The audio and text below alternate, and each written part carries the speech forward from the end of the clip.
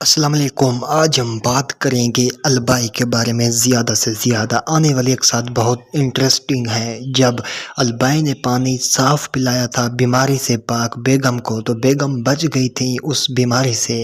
سارا قبیلہ جب بیمار پڑے گا اور بیگم بچ جائے گی تو بالا خاتون کا شک سیدھا بیگم پر جائے گا کہ جب سارا قبیلہ بیمار ہے اس پانی کی وجہ سے تو بیگم خاتون کس طرح سے ٹھیک ہے۔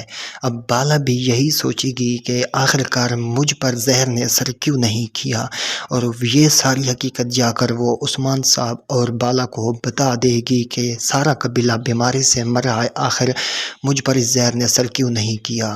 تو جب وہ بتائے گی بالا اور عثمان کا شک سیدھا البائے پر جائے گا، اور پھر بیگم کی بجائے البائے پر نظر رکھوائی جائے گی اور اسے بے نقاب کروایا جائے، کیونکہ البائی ہی ہے جو بہت بڑی غداری کر رہا ہے۔